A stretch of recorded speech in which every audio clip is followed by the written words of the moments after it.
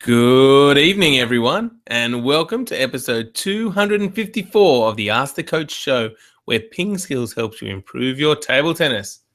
Today, we're going to discuss the European Olympic qualification, how to improve your serve, whether you can improve when training with weaker players, and how to develop better control. I'm Jeff Plum, and as always, Supercoach Alois Rosario is here with me to answer your questions. Welcome, Alois. Yeah, good evening, Jeff. Yeah, so different timeline tonight. So it's evening here in Melbourne, but just trying something different. How are you? Absolutely. I couldn't handle those early mornings, Alois. I said, let's try the evenings. Yeah, no, Jeff's not a morning person at all, guys. Just yeah. And I can see we've got our jumpers on. It's a bit cold in Melbourne. Yeah, heading towards winter. It's still autumn here, but yeah, starting to cool off. That's right. And I've got a PingSkills mug. Bit hard to see there. PingSkills mug with my tea in it, keeping me nice and warm. A cup of tea, Jeff. That's nice. Absolutely. Well, it is a big show, Alois. A lot of useful information, some good questions, and of course, the European Olympic qualifications. What is going on there? Yeah, so just in the preliminary or the qualifying groups at the moment, so it's a pretty complex system, but there are 16 groups of 4 players in both the men's and the women's. So there's 4 players in each group, but 3 players go through to the next stage. So it's a bit funny. So basically only one person from each group is eliminated. There are also 16 seeded players. So the top 16 players in the tournament, they don't have to play in these groups. They're already in the main draw. And then these other players, so 3 from each group, will then join them. And basically what will happen is that then they have 8 different knockout tournaments. So players 1 to 8 are put into the 8 groups, and then players 9 to 16 are put into those groups as well. And then all these other players that are playing the qualification tournaments. So another 6 players will go into that group. And then they play a knockout tournament of 8 players. So quarterfinal, semi-final, final. If you win that group, you're through. You're playing at the Olympics. So, yeah, it's an interesting system. So in the men's, so no real surprises at this stage.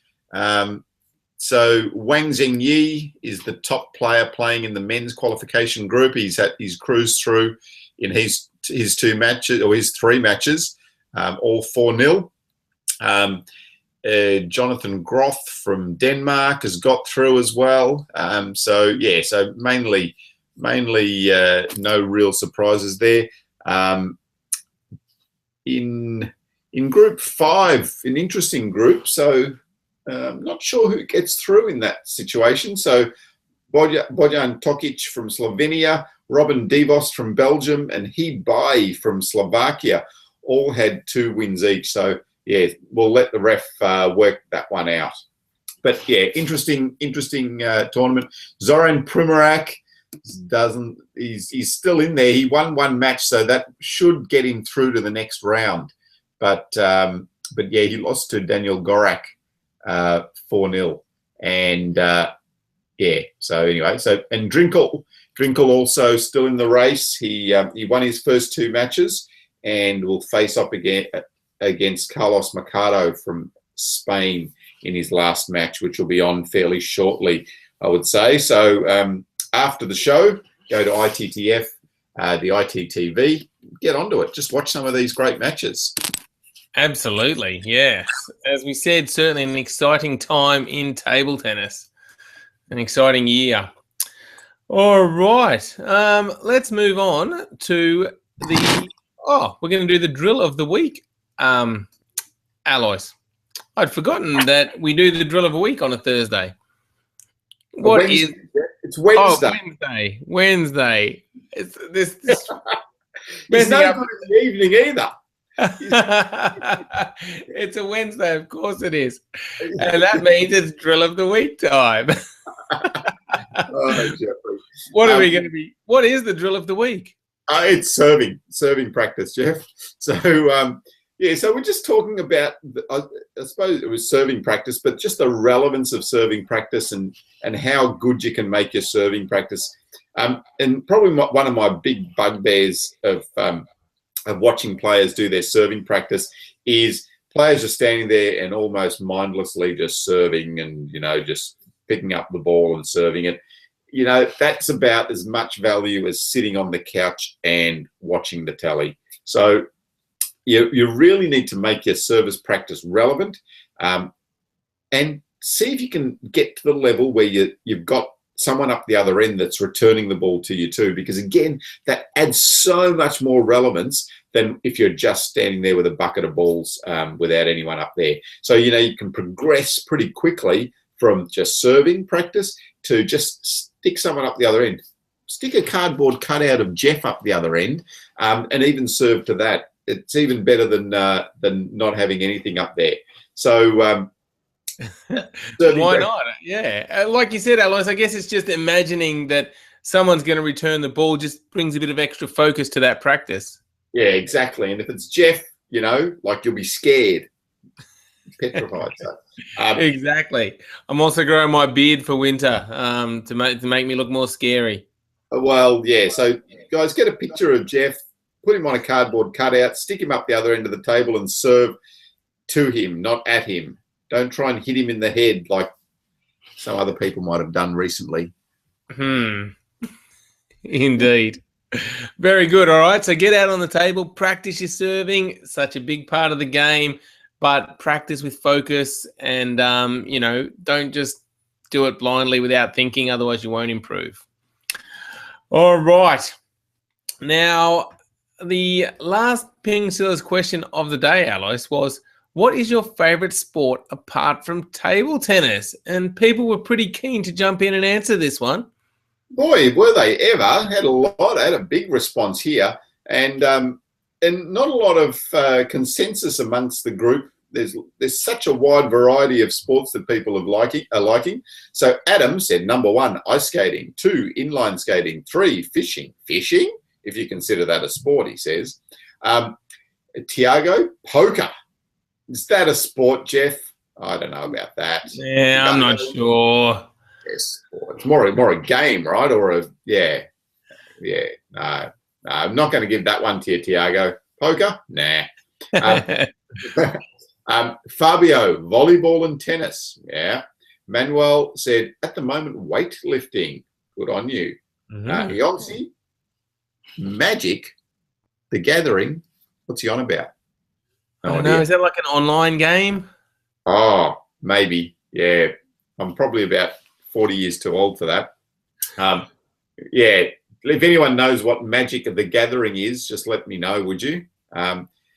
Michael Bolton. Michael Bolton has answered. He's not a bad singer from the old days. Pretty good. Whitewater canoeing, said Michael Bolton. Oh, that's like an extreme sport. It is. And then Sammy said mixed martial arts. So we got lots. Snorkeling. Robert Symes said Simesy, no. Snorkeling is not a sport. That is a pastime activity. Brendan Ruin said basketball. Now, Dita's always got something interesting to say. Let's have a look what he said. I've never enjoyed any sport, including table tennis, I'm afraid, as much as playing football, the one with the feet, not the hands, with a couple of friends on an improvised pitch on summer nights outdoors with a couple of beers when the dust had settled. Those were the days. Come on, Dita. It's not as good as table tennis, surely. Yes, and as someone recently said in an email, we were having a conversation with someone about how table tennis is the most popular sport in the world. With football, once you get too old, it's really hard to play. But table tennis, you can play your whole life. Yeah. Come on, Dita. You're too old for football. Get back to your table tennis. And Glenn O'Day says, love my AFL, which is Australian rules football. especially on those rare occasions when my team wins. Go D's. Yeah. Barracks from Melbourne, which, unfortunately not a very strong team. But anyway, lots and lots of variety with your thoughts there. So thanks for that, guys. Yeah, it was interesting. So a few thoughts. I saw someone answered rugby union, and he used to put it on his resume, and they were like, you play table tennis and rugby union? They're kind of a bit opposite. No, they both require a lot of thinking, rugby union. Indeed. All right. Well, let's move on to today's PingSkills question of the day, which is, what percentage should you serve short and what percentage should you serve long? And then what percentage do you actually serve short and actually serve long? All right, so jump onto our Facebook page and let us know the answer to that, or onto the PingSkills blog. All righty.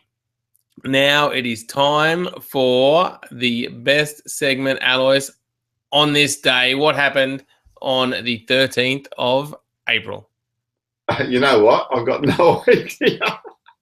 I forgot to look at it. This is a great segment. That's funny. No, 13th of April, my best friend, one of my best friends from school's birthday. There you go. Brendan Abraham's happy birthday. Happy birthday, Brendan. Brendan Abrahams. Remember the name? Yeah. So, very famous person in my life. Brendan Abrahams, happy birthday, 13th of April. There you go. Nice one. All righty. Yeah. All done. You got anything better than that? I got nothing. Me either. I got nothing. It's a friend of ours' daughter's 10th birthday today. Well, there you go. Happy 10th birthday to Jeff's friend's daughter. Indeed. All right. Well, let's get into the questions, Alois, because we've got some really good questions today. Yeah, hopefully. But I'm just wondering. Yeah, hopefully it's better. Have you got the right microphone on? I have. Oh, good. I don't know. I thought it just sounded a little bit. Oh, no, it's gone off again. Hello. Wait. Is that better? Well, that is much clearer, yeah. So I thought it was sounding a bit funny. No, so great start to the show. I didn't know what day it was. Alois using the wrong microphone. But now we know what day it is. Alois has got the right microphone on, and we've got some really useful questions coming up that are going to help your table tennis. So if you've stayed with us this long, well done, and you're really going to benefit now. Crazy. If you've stayed with us this long, you're crazy. All right, let's get into the questions. The first one is from Jesus. Who really? Says, yes, really. He says, I am missing too many serves in matches. I'm afraid of making an easy service to the opponent, and I take risks. And I receive several flicks, and I miss more in the first set and less in the others. What can I do mentally and tactically in training to improve in this area? Yeah, so I think this is where we talked a little bit earlier about the quality of your service practice and what you actually need to practice with your service practice. So during training, it's really important to just try to set yourself up in a more of a match-like situation when you're practicing your serves, because then when you get to the match situation, it's not such a big difference. I often see this. So players are really good at serving short. You know, they can serve it short with backspin. The ball bounces 10 times on the other side, but then they get into a match situation and everything goes long, or there's no backspin on it, or whatever it is. So it's a matter of just immersing yourself and just giving yourself more opportunities to practice that serve in a proper setting. So, you know, have that cardboard cutout of Jeff sitting up the other end of the table. Put yourself under pressure. Just mentally think about, okay, so I'm now going to serve. Scores 9-all. Let's see what I can do. So let's get that service practice more relevant, I think, is the key for me. Yeah, it makes a lot of sense, doesn't it? I mean, if you're imagining that it's an important situation, then when you get to that important situation, you're going to feel a little bit more comfortable, and hopefully the practice will have paid off. Okay, good advice.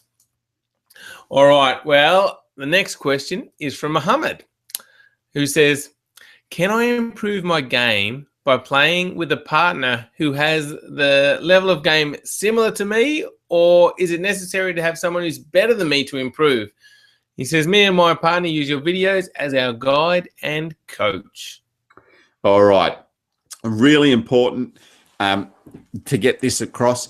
It's really, really important to know that you can practice with almost anybody at any level, but you've just got to tailor the practice to the player that you're practicing with. So if you're practicing with someone the same level or even weaker than you, then make the drills relevant so that perhaps they know where the ball's coming and they're hitting to you in a more random fashion. So whoever you're practicing with, just utilize the level and the skill that they've got and work through your training session. Just find the appropriate drills that are going to work for you. Yeah, and I see a lot of this now where players think that they've got to practice with, practice with a coach or pay a coach, almost full time to hit with them. And they're missing out on just the bulk of training that you really need. Just go and get your mate, just get down to the training hall and practice for a couple of hours. That's so much more important than just, only practicing if you've got someone that's really good to practice with. There's a lot of wasted time if you're not utilizing the rest of your time to practice with whoever you can get to practice with. Yeah, and on a similar note, Alois, I guess if you just practice only with your coach, you're also missing out on playing against different styles. So, playing against all these different people gives you more exposure to different types of spins and different ways of returning your serve. And so it's also good to play against varied training partners. Yeah, and that's really relevant because I think, when you're playing against a really good player all the time, they're hitting the ball really cleanly at you. The ball's coming through nicely. It's consistent. The spin on the ball's consistent most of the time. Whereas, if you're playing with some lower level players, your ugly balls, I call them the ugly shots, where the ball doesn't really come through nicely. They might just be putting a little bit of side spin on it because they haven't got a pure shot. And it's important to be able to adjust to that level of play as well. So, yeah, just utilize anyone that you can get out there on the table, train hard, train smart. Yeah, great advice there. And thanks for the question, Mohammed. Now, next up is one from Timmy who says, what is a good way for me to practice hitting the ball in the same spot while training, or just simply getting better control of the ball? Usually the ball just flies anywhere on the table without me being able to control it very well. Yeah. The really simple answer here is to put a little target on the table. The smaller the target that you can put on there, the better. So, if you think about it as, if I'm just going to aim for the table somewhere, then your target's that big and then you can miss by that much. If you start to put a smaller target on the table, then you're aiming for a small area. And so your focus becomes much better.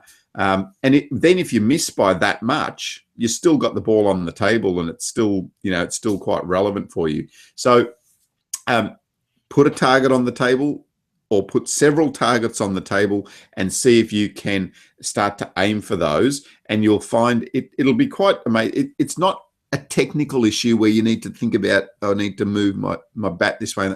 Just put a target on there and aim for it. And you'll be surprised at how much better your accuracy gets and your control as well. It is surprising, isn't it? Because you think, if I'm not actually changing anything, why is it going to improve my accuracy? But your brain's amazing. Well, maybe not yours, but most people's brains are amazing.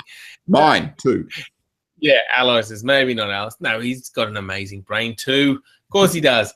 But if you're just watching the ball and watching where it's going and you're trying to hit that target, if you hit it a bit to the left, your brain just goes, oh, okay, I've got to move it a bit more to the right. And just really quickly, your accuracy will improve with the target. So if you don't believe me, put some targets on the table and try it out. And I'm sure you'll be surprised.